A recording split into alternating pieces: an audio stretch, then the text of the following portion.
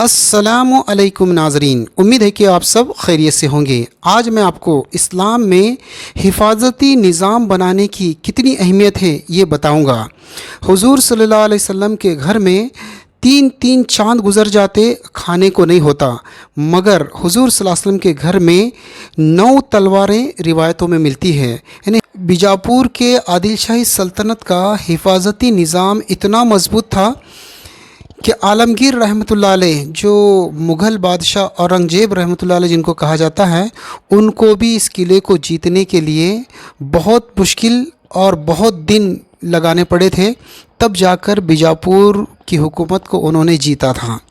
देखिए, ये जो आपको नज़र आ रहा है, ये सामने ये फ्रंट गेट है इस किले का। यहाँ से अगर दुश्मन अंदर आता है, दुश्मन के अंदर आने के बाद यहाँ पर एक छोटा सा मैदान नज़र आता है जो तंग है, और चारों तरफ से ऊंची ऊंची दीवारें यहाँ बनी हुई है, और ऊपर जो है फ़ौजों के बैठने का निज़ाम भी है।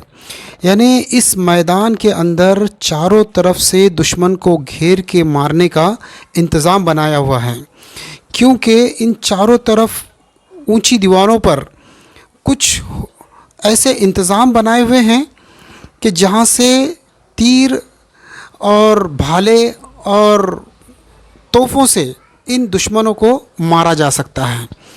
फिर यहाँ से एक गेट और है जो आपको ये सामने नज़र आ रहा है। यानी यहाँ पर से अगर कुछ लोग बच भी गए और इस गेट से अगर अंदर जाने की उन्होंने कोशिश करी है, तो अंदर जाने के बाद वहाँ पर भी एक मैदान बना हुआ है, और वहाँ पर भी एक तंग जगह बनाई हुई है कि वहाँ पर घेर के उनको मारा जाए। देखिए, इस गेट के ऊपर कुछ अरबी में लिखा है। फ़िलहाल तो यहाँ पर वो लकड़ी का गेट जो था वो मौजूद नहीं है, और अगर फिर भी इस गेट को पास करके अगर दुश्मन अंदर जाता है, तो अंदर जाने के बाद वहाँ पर भी एक मैदान बना हुआ है जो इससे थोड़ा बड़ा है, और उस मैदान में भी दुश्मन को घेर के मारने का बेहतरीन इंतज़ाम बनाया गया है। आपको इस गेट से मैं अंदर ले जाता हूँ अब उस मैदान की तरफ। देखिए आप गौर से कि वहाँ पर भी आपको बुरुज नज़र आ रहा है, और दोनों तरफ गेट के अंदर छुपने के लिए कुछ कमान बनाए हुए हैं जहाँ पर फ़ौज छुप कर हमला कर सकती है, और ऐसी पोजीशन में रखा गया है कि हाथी इसको टकरा ना सके, क्योंकि उस ज़माने में दरवाज़ों को उखाड़ने के लिए और तोड़ने के लिए हाथियों का इस्तेमाल किया जाता था, और हाथी जब दूर से भागते आकर इस दरवाज़े को टकराते थे तो दरवाज़ा टूट जाता था। तो यहाँ पर ऐसा इंतज़ाम किया है कि हाथी को दूर से दौड़ने का मौका ही ना दिया जाए। देखिए इस मैदान को, इस मैदान के चारों तरफ बड़े बड़े बुरुज रखे गए हैं, और ऐसी कमानें भी बनाई गई हैं जिनके अंदर फ़ौज छुप कर बैठा करती थी।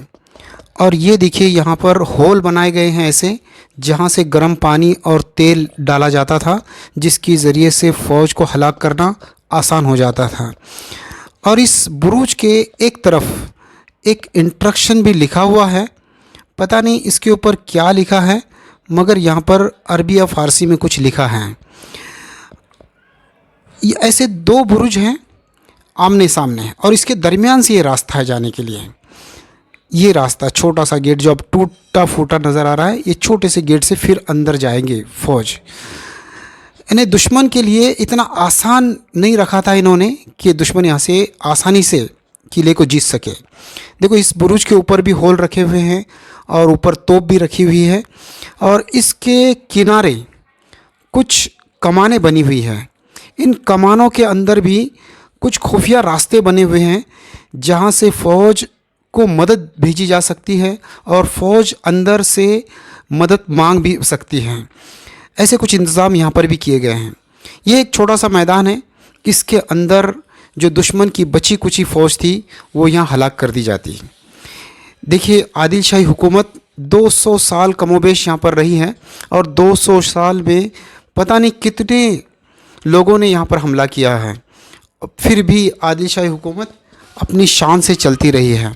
आखिर में मुग़लों ने भी बड़ी कोशिश की, और मुग़लों को भी यहाँ पर इतना आसान नहीं हुआ है कि इस हुकूमत को उखाड़ फेंकें। तो ये हिफाजती निज़ाम है। तो इस्लाम में हिफाजती निज़ाम का बड़ी अहमियत है। जैसे मैंने शुरू में बताया कि हुज़ूर सल्लल्लाहु अलैहि वसल्लम के घर फरमाते हैं कि 3-3 चाँद गुज़र जाते कि खाने की कोई चीज़ मैसर ना होती खजूर और पानी के अलावा। लेकिन हिफाजती निज़ाम के एतबार से हुज़ूर सल्लल्लाहु अलैहि वसल्लम के घरों में 9 तलवारें मिलती हैं और सहाबा कराम रज़ी अल्लाह अन्हुम अजमईन की ज़िंदगी में भी बातें मिलती हैं। इसीलिए ज़रूरी है कि हर इंसान को अपने हिफाजती इंतज़ाम अपने बस में जितना है उतना ज़रूर करना चाहिए, चाहे वो एक लकड़ी क्यों ना हो और एक छोटा सा कोई हथियार क्यों ना हो। तो ये इस्लाम की तालीम है। तो यही वजह है जिसकी वजह से हिंदुस्तान के अंदर मुसलमानों की इतने सालों तक हुकूमत रही है।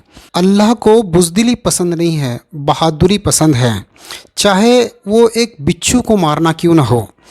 तो अब आपके समझ में ये बात आ गई होगी कि इतने 100 साल तक मुसलमानों ने हिंदुस्तान पर हुकूमत क्यों और कैसे करी है, और आज मुसलमानों में से ये बहादुरी की सिफत निकल गई है।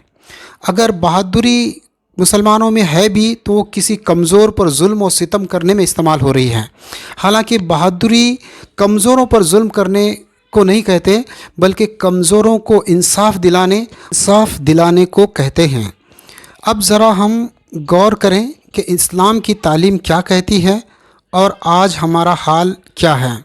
इसीलिए ज़रूरी है कि हम इस्लामी तालीमात को मालूम करें और उसके मुताबिक अपनी ज़िंदगी को ढालने की कोशिश करें कि कमज़ोरों की मदद करें और ज़ालिमों को जुल्म से रोकने की कोशिश करें।